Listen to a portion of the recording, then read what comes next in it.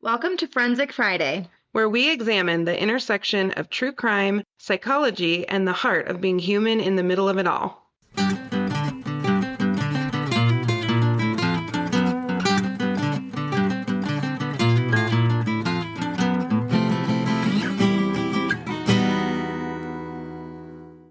Okay. Okay, we are going to wing this. Yes, we are. So we're trying a different setup today. We're in my family room instead of in my office upstairs. So hopefully the audio will be good. And hopefully our voices will hang in there. Up. Yeah, it's my little mountain goat, Natalie. Natalie. We're off to an amazing start. Did our little hike up the mountain this morning, and I was cheering at my son's baseball game. So yeah, I got lost in the mountains. You did get lost in the mountains. That is something that you do. We hiked like an extra mile. So how many miles did you do total? Almost 5. Oh my goodness. Which is like, for a hike, not that bad, but I was, I had places to be, they had places to be. Totally. So we were all late to the places. Not the time to get lost. No. It's cool. I know how you roll. If you're in the mountains, I'm like, she's in her happy place. Yeah. She will come back eventually. I was in my happy place. That's right. I know that. So funny. Yeah, my brother was like, I'm just not a hiker anymore. Like, I could have walked City Park and it would have been fine. And both his girlfriend and I were like, it's not the same. Not the same. Literally not the same. It's just not the same. But I did get lost, which made me think of the fact that we are doing our episode on Gabby Petito and Brian Laundrie. I don't actually know. I think it's Brian Laundrie. Laundrie. Yes. Yes. And Gabby Petito is a fellow little mountain goat. Yes. She loved to be out and about in the outdoors. Exactly. Yeah, I mean, so her whole thing, she started doing her, I don't know if I'm too far from the mic. Hey, girl, let's just do some crunches while we talk. That's more your speed than mine. I'm like, how can we be the most sedentary for the next hour? I'm like, you're like jumping jack. Hey. Let me mainline some caffeine here, and then we'll try again. Same. I'm going to pay for this coffee. I'm going to be up all night. Well, it's probably good. That is good, because we'll be up late. More episodes. We'll be doing all kinds of stuff, yeah. Okay, so Miss Gabby Petito. Her story's pretty interesting. I mean, I'm sure you remember all of that blowing up a couple of years ago. I feel like I know a lot about the surface level stuff. Okay. Because I followed the story, but I know you did a deep dive. Gabby Petito and Brian Laundrie. I'm going to screw up his name every freaking time. What is it? Laundrie. We should check. Brian, how do I pronounce? Pronunciations are going to kill us. How do I pronounce? I probably should not joke about things killing us. How do I? Like, your running joke was incredible. The one you didn't make? Okay, how do I pronounce Brian Laundrie?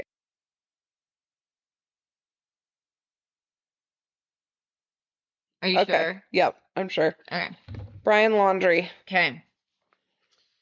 So, diving into this Gabby Petito and Brian Laundrie case. So they were known as a young couple touring the U.S. in her camper van.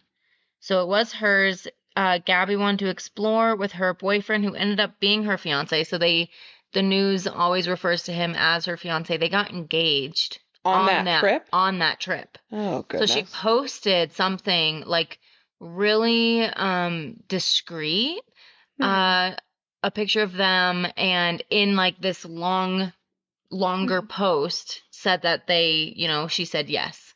Because she was a big social media. They followed all their travels, right, on social media. So one of her friends in the 60-minute interview that I watched talked about that and said it was just weird that it was like kind of low key versus, we're engaged like everybody else posts. And also because they're out there on social media, you would think they would have made a bigger splash with that. Yep.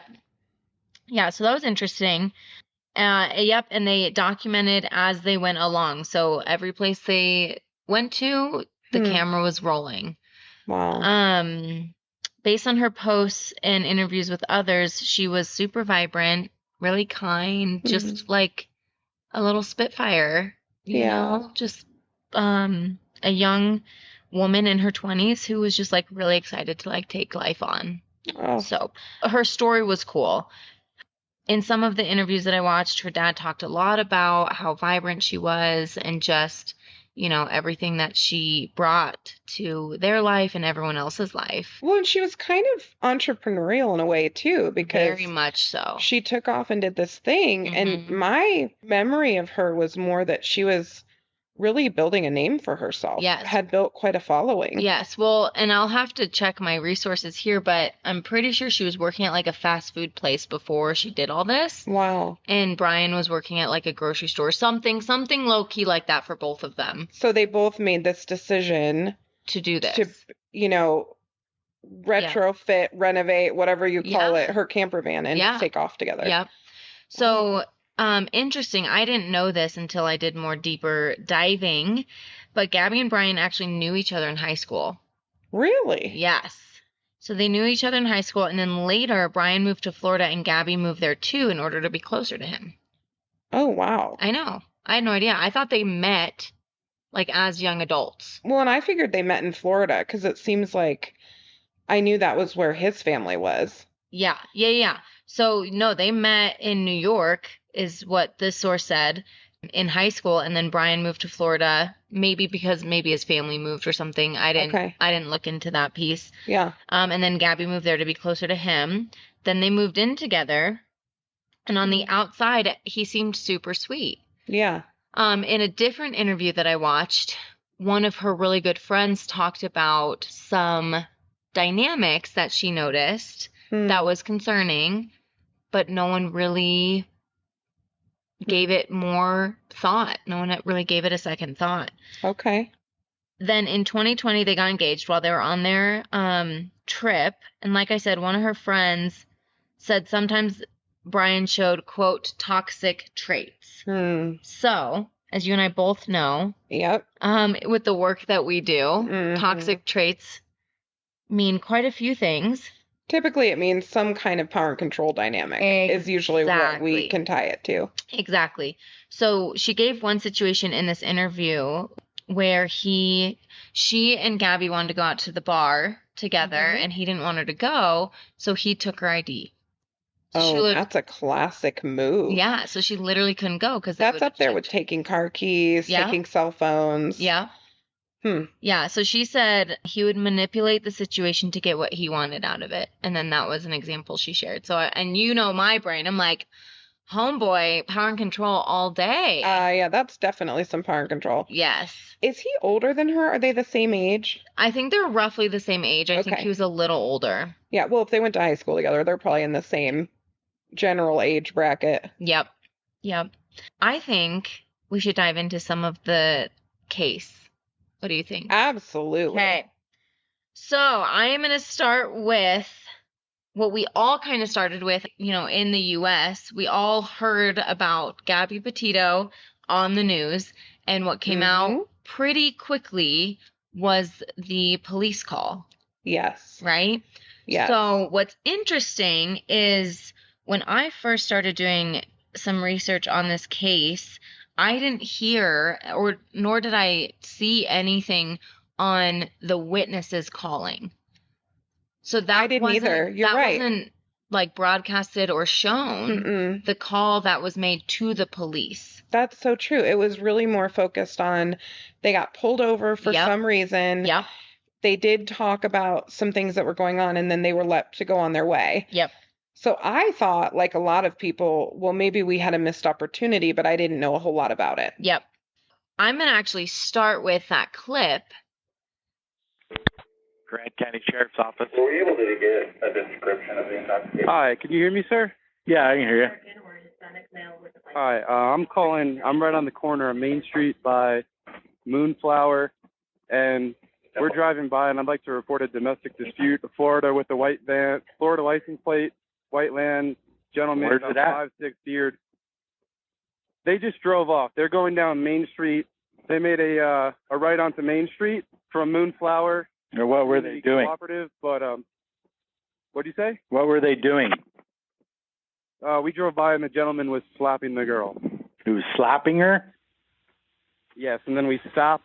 They ran up and down the sidewalk. He proceeded to hit her, hopped in the car, and they drove off. So we know for sure he was hitting her, and it was reported. Yes, that is what the witness said. From an outside third-party witness. Yes. Oh, no. I'm going to be frustrated today, aren't I? You're going to be so frustrated. I'm going to be frustrated. I can already feel it. Oh, you're going to be so frustrated. So, when the police pulled them over and separated them, right, because it's a domestic dispute, they separate the two partners. Mm-hmm.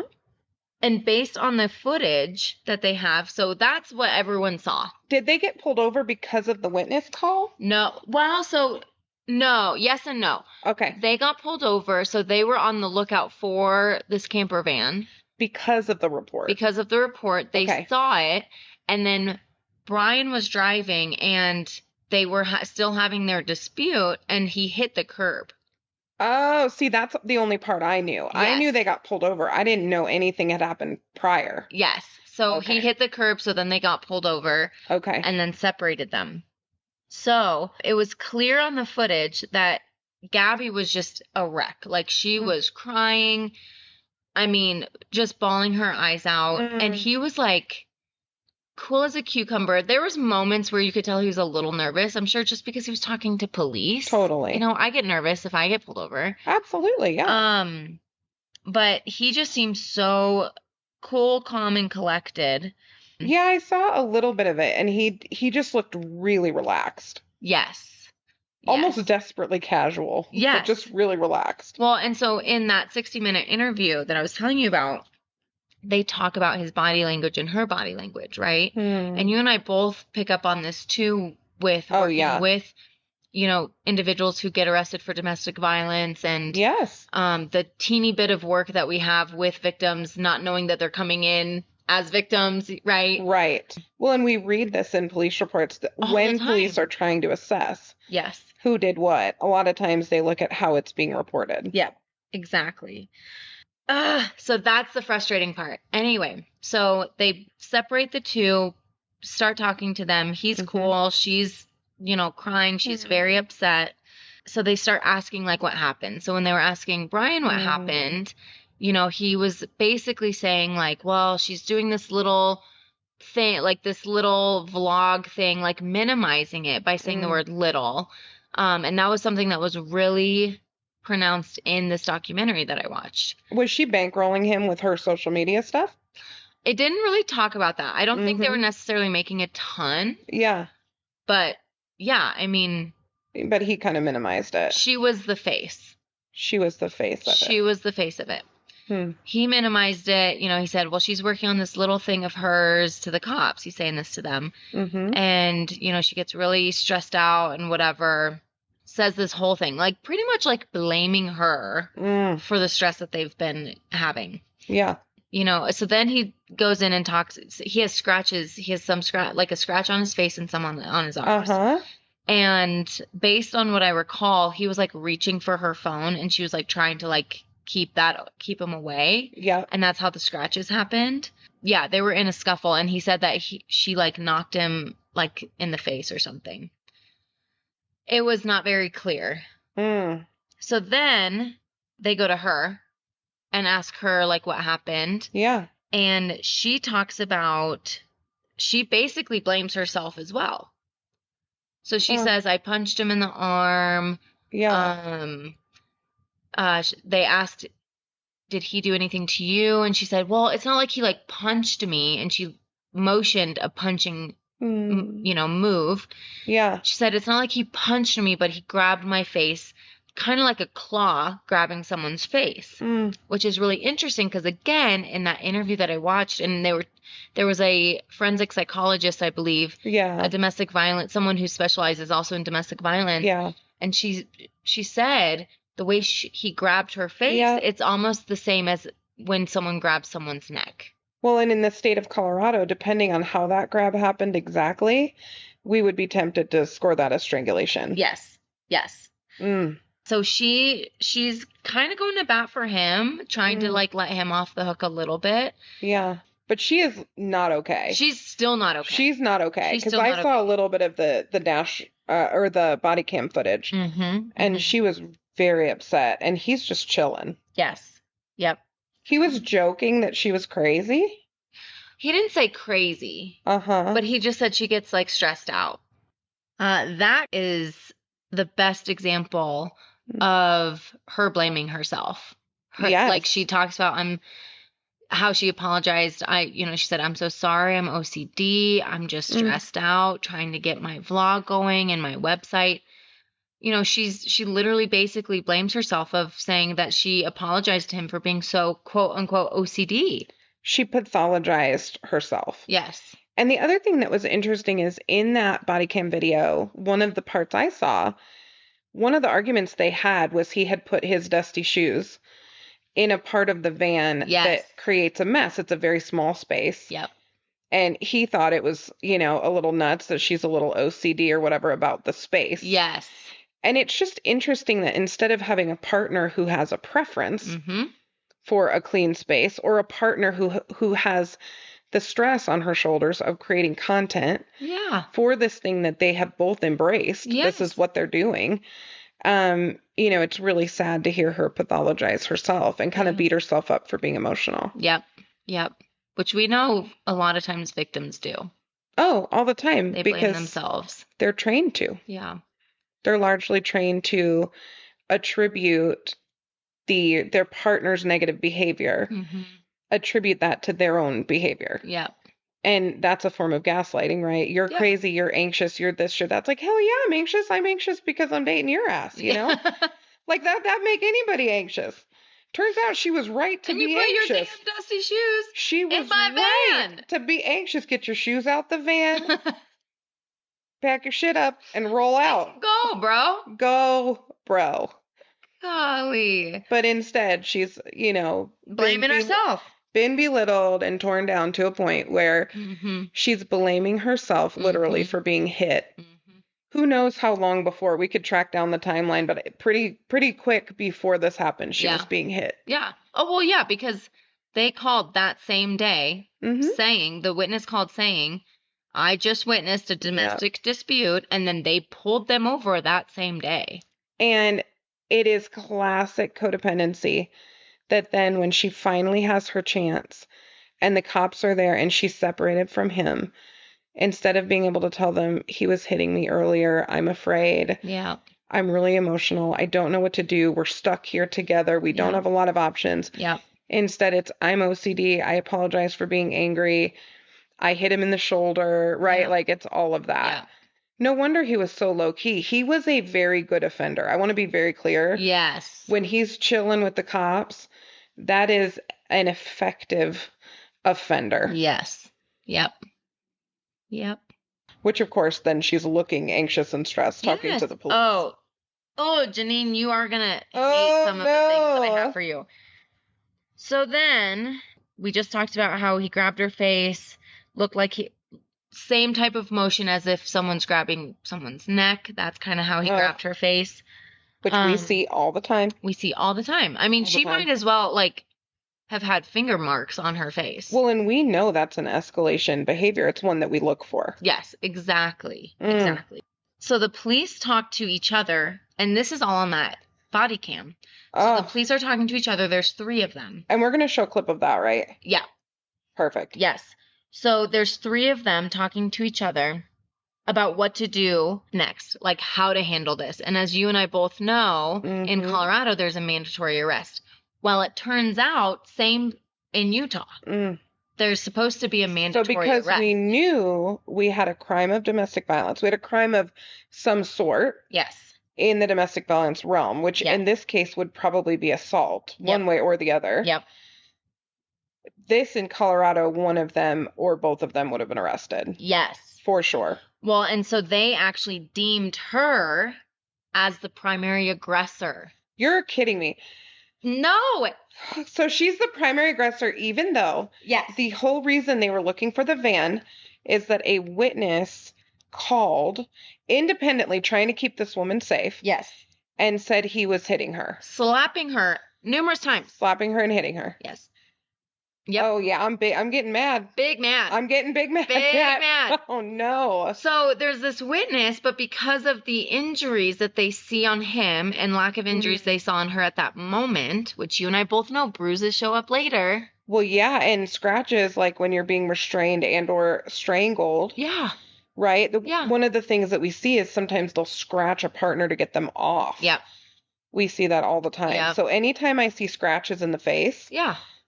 I'm always a little bit concerned that maybe someone was being restrained in some way. Like, my thought is he grabbed her face and she swung at him. Absolutely. And scratched his face. Yep. That's my thought. He obviously had a different story, because why not? Of course. Why not? Why not? Tell your story. So she is deemed as the freaking primary aggressor, which is crazy to me. They screwed that up. Oh, they so screwed it up. And it's not even just armchair expert, or what do they call it? The Monday quarterback. I don't know what they call it, but not just hindsight. Uh-huh.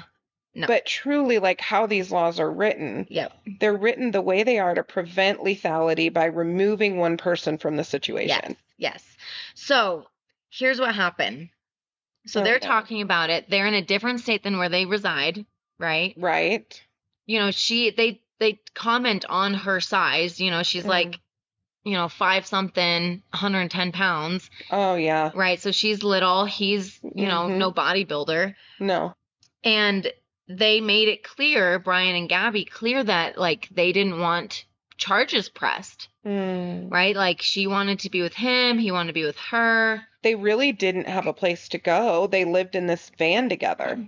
Yeah, exactly. So the cops, now, you and I know that does not matter. Does not matter. We've had people get arrested, their cars get impounded, and we sort it out 3 weeks later. Like, or more. I have clients right now who are still living in their car. I know. In their car because of the protection order, which I'm like, I'm sorry. It seems like the cops just kind of wanted to, they didn't want to arrest her. So they misjudged it. Yep. And then they didn't want to arrest her. And in fairness, Brian didn't want that either. Right.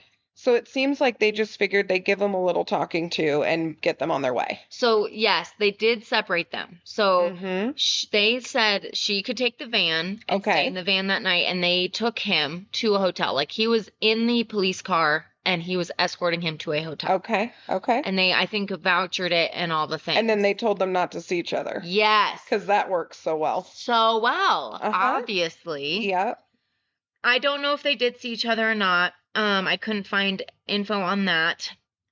However, the cops literally talked about the headache domestic violence is, and that they did not want to cite her. They did not want to arrest her. Oh, it would have created too much paperwork? Yeah. Well, and they were, what it sounded like is that they were focusing on the headache for them.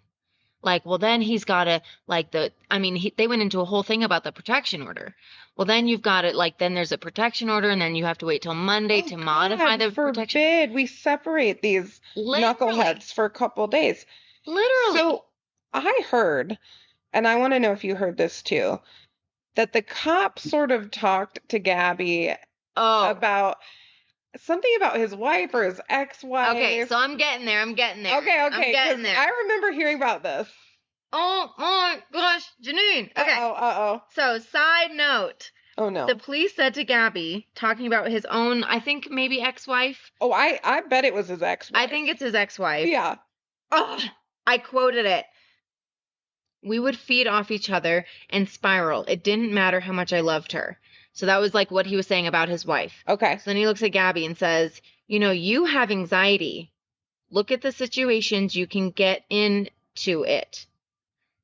There's a first time, and then and then he motions like a continuation. So if you guys could see my arms right now, I'm like...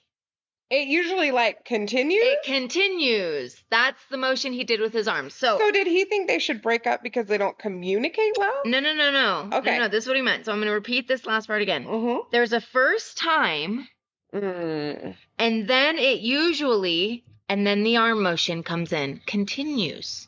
So think about the cycle of violence. Oh. There's a first time. No. And then it Okay, so he's right about this. Spirals. For a minute, but can we just talk about the fact that he's looking at her saying, you're clearly anxious. And we're seeing the cycle of violence, but also, y'all stay away from each other. We don't want to inconvenience your life too much. Yeah. Oh, no. Yes. Oh, that's bad. So that's why I quoted it, because I watched it a few times because I was like, wait. I'm not hearing that he's literally... We can't hear this. ...referring to the cycle of violence. And wasn't it kind of the cop? Because when I was watching it, it seemed like the main officer who was explaining the laws was the one who talked to Gabby. Like the one who was saying, okay, so for domestic violence, and I don't know if they had a trainee. So he went back and forth. He went back and forth. Yep, he went back and forth, and they did have a trainee. There was a woman there as well. So, like, when the main officer was with Brian, the other two were, like, over with Gabby. But the officer who talked to Gabby about this was the one who initially was trying to establish if we had enough for domestic violence. And I think it's the same guy who said, it's a pain in the butt. Yes. Basically. Yes. Oh, he was the lead guy on all of it. So the person that the camera is attached to was the main police officer, and he does 95% of the talking. Oh, no. Over the other police officers, because I think he was, like, the main one, and the other ones were probably in training. I'm not sure. Isn't that insane? He literally talks about his own ex-marriage, his ex-wife, how they didn't matter how much they loved each other, but when they would get into it, it would spiral. And, it just continues. It just continues. I'm sitting there, I'm like, he literally just talked about the cycle of violence and basically told her not to respond out of anxiety. That's the most accurate thing he said to that point. Yeah. The problem is he didn't do anything about it. And here's the thing, Janine, I do not believe that she was the primary aggressor. I don't either. I don't believe she was the primary aggressor. I don't believe that either. I think that maybe she got mad and yelled? Sure. Everyone can do that. She might have even hit him in the arm. She might have hit him in the arm. I can buy that, but I bet you dollars to donuts that the hit was actually after the slapping that the witness saw. Yes. And I believe it was because that was when he swerved, and that's right when the cops pulled him over. Yep. And the scratches, I mean, you and I just think scratches are defense wounds. Almost always. And I just have to say for our listeners, we haven't talked about this too much. We are going to do a case with a female primary aggressor. Yeah. I work with our female domestic violence offenders where we work. And I am sensitive to the fact that we can have female offenders. This is a big deal. Nat and I are speaking at a conference about it. Like, this is real. Yeah. That's not what this was. No. And it doesn't take a whole lot of time and experience to understand that. But, when we were at that training, we've referenced before that conference where we learned all about strangulation for several days. Yeah. There was a police officer there from Colorado Springs who told us they had worked really hard. He was a detective, I think. He was a detective, and he'd worked really hard to make sure they got 6 hours of domestic violence training. 6 hours. 6 hours. And he was like, he acknowledged, to his defense, that was not enough time. No. But he had to fight for that. He had to fight for the 6 hours. I believe he said usually it's 4. Yeah. 6 hours, Nat. Our number 101 DV class is 6 hours. It's longer, it feels like. Unbelievable. And so this is all the training we're sending these officers into dangerous situations with. Yep. So I want to be pissed at the cop, and I'm not going to lie to you, I am pretty pissed at the cop. They screwed this up. They screwed this up royally. Real bad. And if they want to call me, they can call me. They can call, but I do. We'll have a domestic violence 101 for you. We'll train anywhere. Yeah. You have your PD call us, and we will come. If you have a PD that doesn't understand, we will come talk to them. Even whole departments, my friends, whole departments. Figure it out. But also just to acknowledge, this is another area where we suck at prevention. Yes, absolutely. Absolutely. Oh. So a lot of things went wrong with that whole situation. Brian goes to the hotel. Well, yeah, but what I was going to say earlier was even if they arrested her, even if they arrested her as the primary aggressor, I think she'd still be alive. I would always rather, and I actually have told female offenders this, who get into a co-combative situation, I would always rather have you be arrested than dead. Yes, absolutely. So I'm not saying, and we do have some issues right now with the laws where we have victims getting arrested at times. We got to pay attention to that. We need better research. But I would still rather have someone get arrested than have somebody end up dead. And I think almost everyone would agree. Yes. Yes, absolutely. So, yeah, so I do think since they deemed her as the primary aggressor, they should have done their job. Yes. And followed the rules of arresting one of them. Yes. And making them wait for the protection order because she might still be alive. Oh, I think she would be alive. And if she'd gone to jail, first of all, her parents. They would have come. Might have been notified, might have come. Yeah. You know, his parents are a whole nother deal we'll get to, but her parents might have come and intervened and maybe helped her, and maybe she would have told somebody. Yep. Maybe she would have told somebody at the jail. Yep.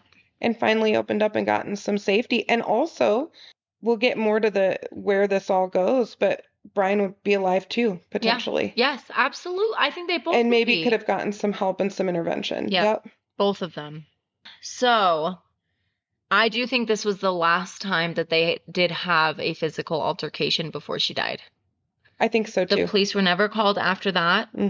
So I do think that this was the last kind of moment for them where this happened before he killed her. We don't know, or maybe we do. Do we know how long after this she actually died?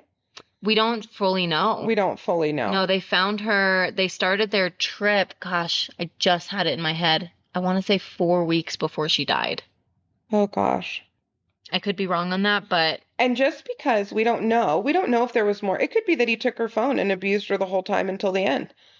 We don't really know, but I'm with you, Nat. I think it's more likely that they had a little bit of a honeymoon period after that, and they probably were like, we got to stop doing this to each other, blah, blah, blah. Yep. But as we've said so many times already, and y'all are going to get tired of hearing it, these things speed up, they get faster, they get worse. Yep. So it escalated. So it says that she was reported missing on September 11th. Okay.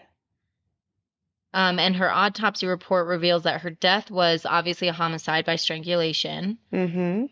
Yeah, so it revealed that Gabby was strangled and likely died 3 to 4 weeks before her body was even found. Oh.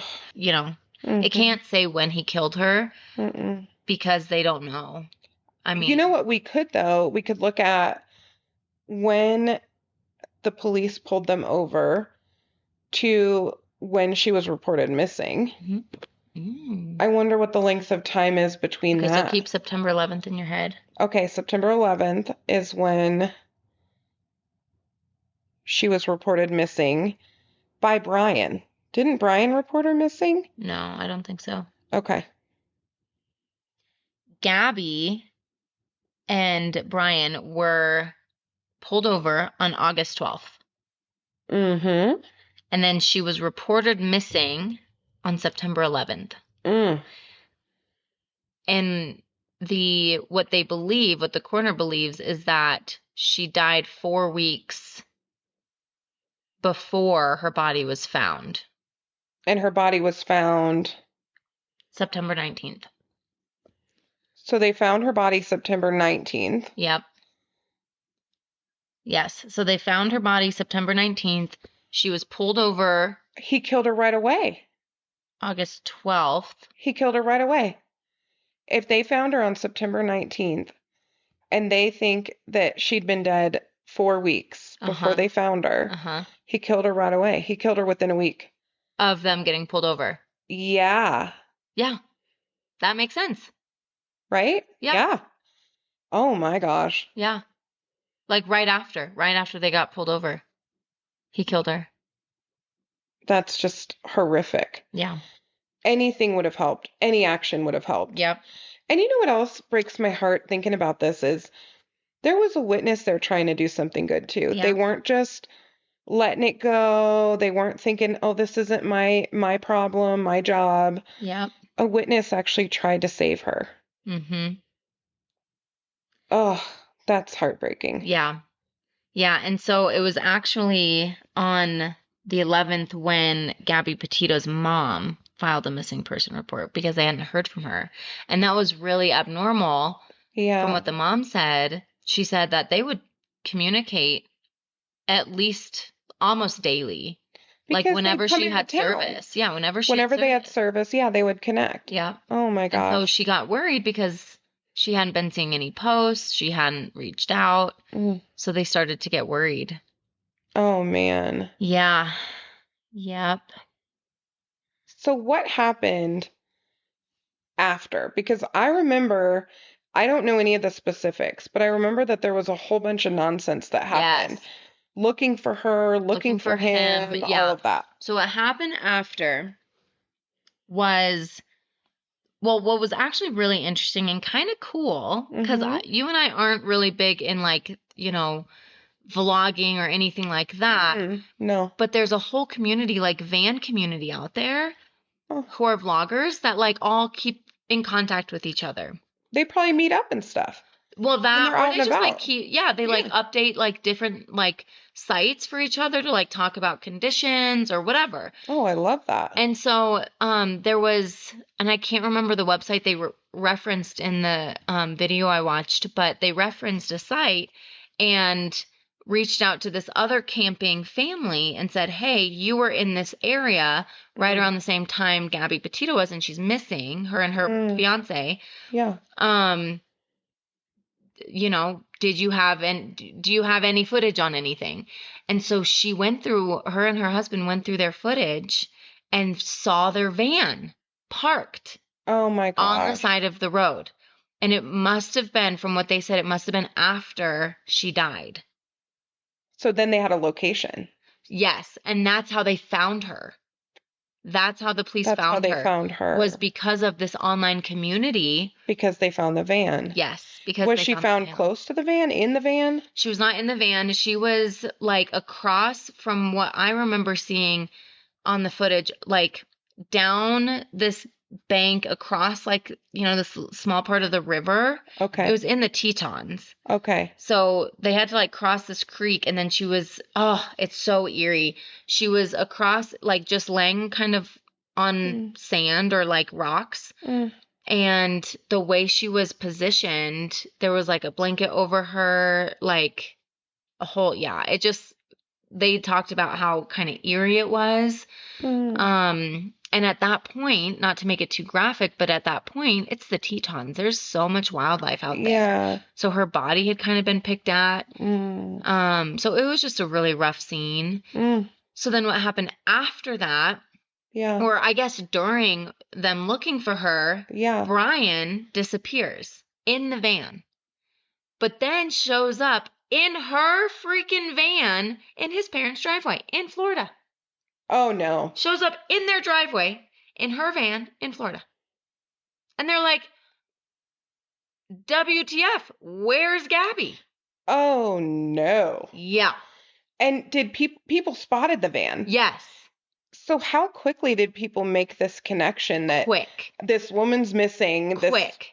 Oh, no. I mean, you know, there were people screaming outside their house, where's Gabby? Oh, wow. Tell us where Gabby is, all that kind of stuff. Okay.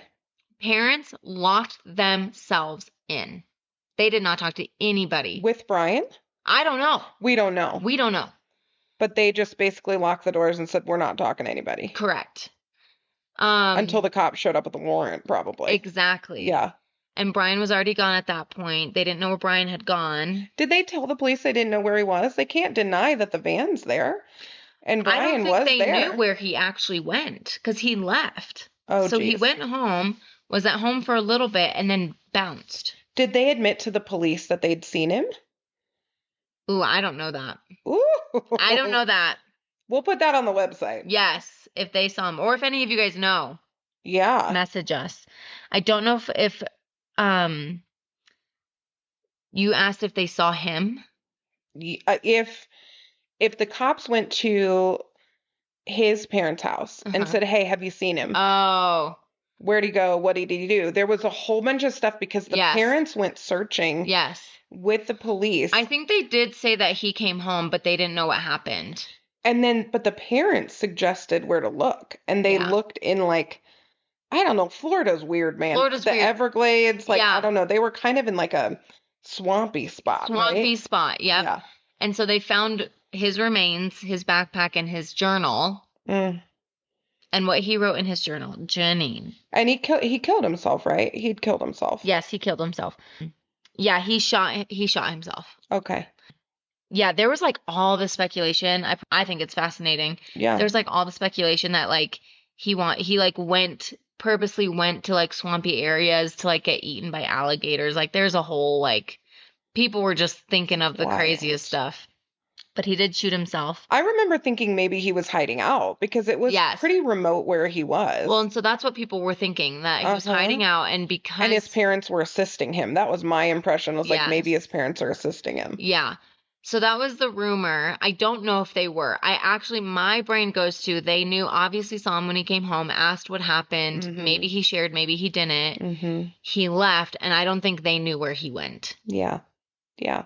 He probably, honestly, like, if I'm in his brain, I wouldn't want to tell anyone where I'm going because I wouldn't want them to get in trouble. Right. You know what I mean? Yeah, I don't know that he's that thoughtful. Smart. Yeah. That's smart or that thoughtful. But he probably didn't tell anybody because he probably didn't want anyone to find him. Intervene. Because he did not want to go to prison. Oh, heck no. Or, I mean, go down for the murder of that precious girl. Can we talk about the blanket for a second? Yes. I want to talk about the blanket for a second. Let's talk about the blanket. I want to know, it based on, because you went deeper on this than I did. Pre-mortem, like the blanket was there, they were taking a nap, they were hanging out, whatever, and he strangled her. Yeah. Or post-mortem, he strangled her and then carried her body and had some kind of a moment and put a blanket over her. Well, I mean, shoot, the Chris Watts case. Oh, I know. Let's be real about that. Yeah, we have to do that one too. Yeah. So, I don't know. Yeah, the blanket's weird. The blanket's the weird part for me. Okay. But in his journal. Oh, no. Oh, I can't with this. I ended her life. This is what he said. I ended her life. I thought it was merciful that it is what she wanted, but I see now all the mistakes I made. I panicked. I was in shock.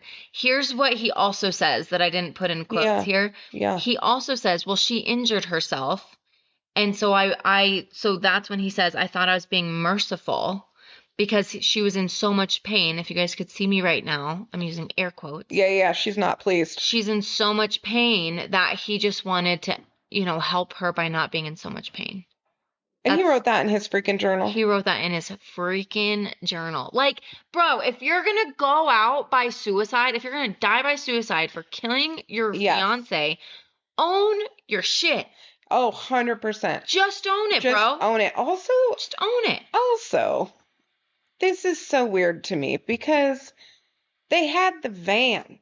They didn't day pack in, or I don't know what you hikers call it, whatever. They didn't do their thing. It wasn't like, from what I heard on the documentary, and like they showed like a little map where I saw a little map. And there was like a road. Well, I don't know if there was a road, but it wasn't that far. Like, it wasn't like crazy far hiking in. No. So I don't know what kind of damage you have to have as a 100-pound woman that your partner can't help you get in a van and get to medical help. Right. And they have phones. Maybe they didn't have coverage, but they had been able to. But here's the thing: post and do lots of things with new phones. You can still send an SOS. That's true. You can do that. I think pretty much anywhere. Yeah, I know. This is a bad one. Yeah. And they were the van was on the road. Like, he could have gone up and like waved for help. Here's the thing. Yeah. Here's the thing. I have a speculation. I don't know if I should say it or not, but I'm going to say it anyway. Say it anyway. I think they got into a fight. He pushed her or something, or she tripped and fell. Maybe she actually did get injured and she was freaking out and they were fighting. Maybe she was yelling at him or something. And then he strangled her. Yeah, that makes sense. I just have a theory. Well, I don't think this is the first time he strangled her. No. Based on the grabbing of the face, based on the scratches to his face. Yeah. I just don't think this was the first time. I think this just was the final time. Yeah.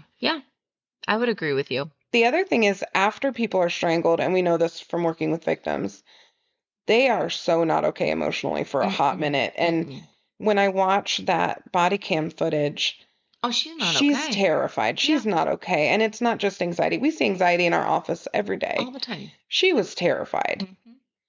The fact that the cops were talking to this terrified woman after a third-party witness report that she was being hit and they didn't do anything further to keep her safe. They just left that girl with her van. It's just horrific to me. I wish they'd take her out in cuffs. Give her a felony. I don't care. Right. Pull her out of there. Like, Would have saved her life. They would have saved her life. Mm-hmm. Yeah. So it's all really sad. I did a deep dive way back when this was happening, and then I did obviously another deep dive more recently. And each time I'm just, my brain just keeps going of like how she could have been saved, how the police could have done a lot of things different, how people could have intervened faster. And I think that's the hard thing is we think like woulda, shoulda, coulda after the fact. Yes. Well, and we've talked through the psychology pieces without calling them that. Yeah. We have a power and control dynamic. Yeah. Pretty clearly. Yeah. We have co-combative at a minimum. I think you and I, based on some of the injuries, if I had to make a clinical impression, I would think probably he had been a bit more controlling and a bit more violent. That would be my... Well, given even some of the history that I was able to find. Yeah. About like taking her ID so she can't go hang out with her girlfriend, There were elements of that already happening. Yep. So I think we can say with a bit of certainty that this was a domestic violence related case. Yep. That there was strangulation involved, likely leading up to the final strangulation. Died by strangulation is what the coroner said. That's right. And when we look at the psychology of the blanket, that could go a number of ways. He may have felt really guilty. I think it's interesting in his journal that he justified, but then named the justification. Yes. So I'm wondering if that was part of his process coming back. Was... Oh no, I can't talk myself out of this. I did the thing. And I don't want to go to prison. Yep. And I don't want to deal with it. Yep. And he made the choice that he made. Yep. Yeah. Yeah. So I will say I don't know what his parents have done since then. I think they've actually kept pretty dang quiet. To be honest, I do know during like the searching of Gabby Petito, her parents expressed a lot of concern, asked for Brian's parents to speak up and say if they knew where he was. And they were just as silent as they could be. Because they found Gabby first, right? The police did. The police found Gabby, and then that's why it was such a manhunt for him. Yes. So according to Fox News, her parents are suing / maybe did sue, because this was a few years ago, the Utah police for not noting her injuries. So there's images. If you just Google Gabby Petito, there's images of her with like a black eye. I mean, there's a lot on there. It shows how distraught she looked during the police call or while they were being pulled over. So suing Utah police for not noting her injuries and not handling it well when she was crying uncontrollably. They did not have accurate training and made several unintentional mistakes, including failing to make an arrest, failing to document her injuries, and failing to contact the 911 caller who initially reported the alleged domestic violence. So that's wild to me, right? And that it circles way back to the very beginning of the clip that we showed of the 911 caller saying he saw a man hitting a woman. Yes. And they never circled back to that. The police did not circle back to, but this is what we heard. This is what was seen by an unrelated, like this witness did not know Gabby Petito or Brian Laundrie, like had nothing to do with them. No motive. No motive. Because this is the thing that we have to talk with people about every freaking day. Who is the primary aggressor? Do we have a self-defending victim, which is a thing in Colorado? Yes. But also, the strongest things we have are injuries and external witnesses. Yes. Particularly external witnesses with no knowledge of the people. Yes. They're not related. They're not friends. Yes. Not even neighbors. This was a random person who cared enough to make the call. Yep. So one of the things I would tell our listeners when we're talking about the heart of this one. Yeah. Always report. Always call. Because you know what? That could have saved her life. If the police hadn't bumbled that a little bit. A little bit. Okay, a lot bit. A lot bit. I know. I want to be kind. I know, you're nice. Well, here's the thing. I have first responders in the family, not police, but firefighters. Same. They roll into really difficult situations with very limited information. Absolutely. The thing that sucks in this case so much and makes it very hard for us to defend the police is it's not that limited. It's not that limited. And also, this was not. They pulled these guys over.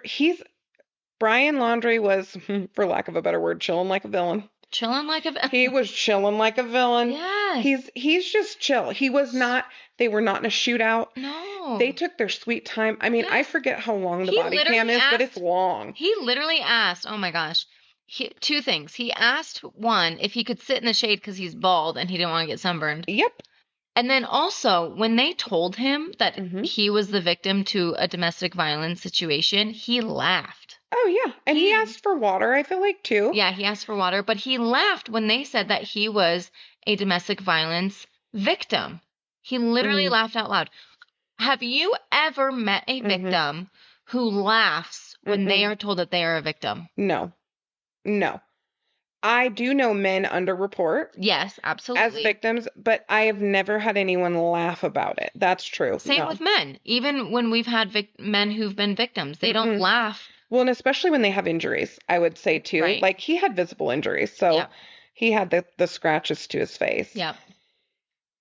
I'm just horrified that poor witness, that testimony didn't come forward because I report everything. You and I laugh about this all the time, but I do too. If I see anything that doesn't look right, I am on the phone because you just never know. Yeah. You know, I try not to intervene. I have been known to follow. You know, are we surprised? Where there's smoke, there's fire. Sometimes I will follow. Yep. But you know, you never know when you're going to save somebody's life. No. And our police departments just need more funding, maybe not for some of the insane weapons that we have, but actually some more educational funding so they can learn a bit more and training. We need to be gracious as the public only insofar as they need better training. Yep. They are entrusted with so much, and boy, they did not do this one right, and it cost us Gabby Petito. Yeah, and him, and Brian Laundrie. I mean, Brian cost us Gabby Petito. Yes, and himself. But if the officers had intervened differently, it is possible that those two would both be alive. And here's the heart piece of it for me. And this is sometimes probably when our listeners get a little mad.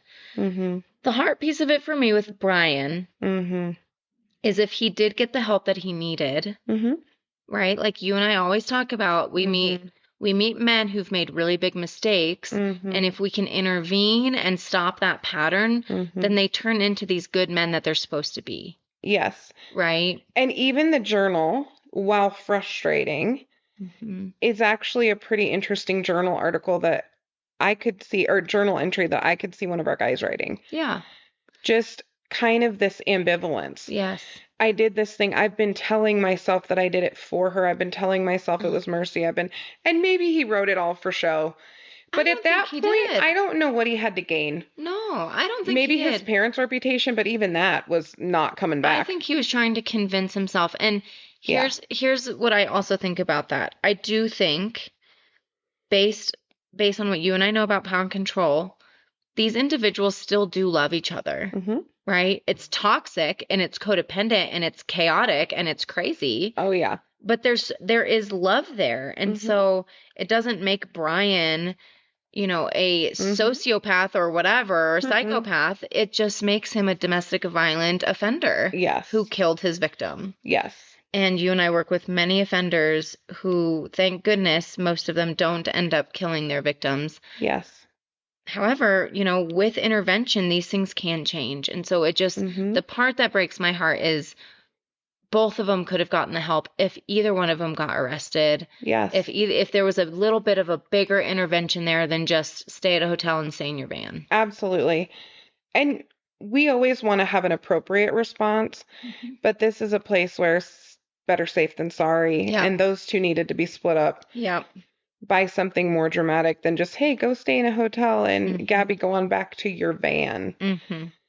And I would hope that, I have a son, but I would hope that if I had a daughter and police saw my daughter that just unconsolable and her boyfriend laughing and trying to shoot the breeze with me outside or with whoever outside, I would really hope that police in that instance would try to protect my daughter.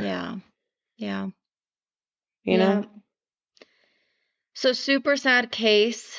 I think the biggest takeaway is exactly what you said.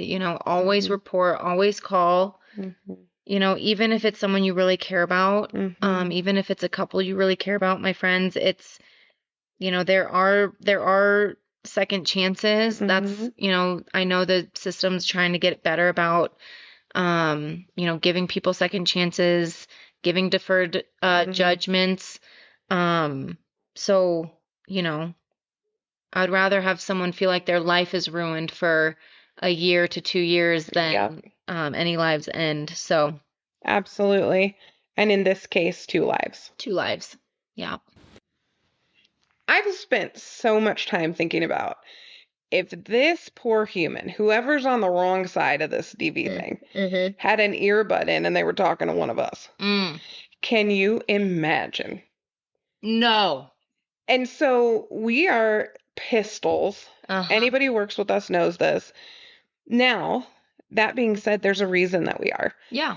And it's because we're also completely safe. Yeah.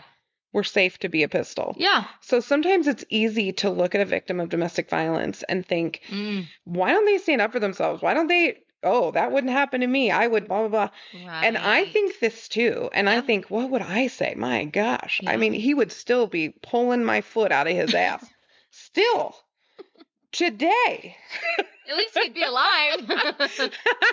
We would both be very much alive. Yeah. He would be having a shoeectomy or whatever.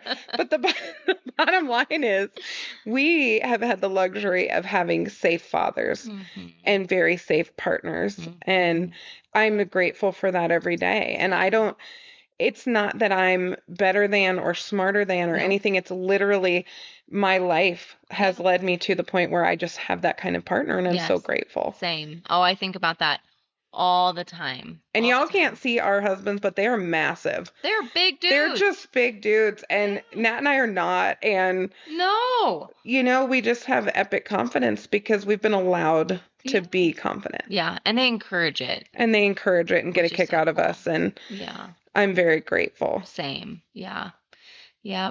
It's a genuine blessing to I love how you said that. I also have never gone down that road where I've had to encounter someone that's just not safe like that. And I tell my dad he's a feminist, which he still doesn't understand. But I believe that. He really is a feminist in the sense that I grew up knowing that I could do anything. Yeah. And people get into domestic violence situations for so many reasons. Yeah. It's not one thing. No. But I do think when we empower women that they can do anything, be anything, talk to anyone. Yeah. When we empower young women that way. Advocate for themselves. And it starts often with fathers, mothers and fathers. But when we're empowered in that way, we are less likely to be in these situations. Yeah. Yeah. Well, thank you. Thanks for joining us. We'll see you guys next time. I'm Janine. And I'm Nat. And as always, thanks for listening and join us next week for more Crime, Psychology, and Heart.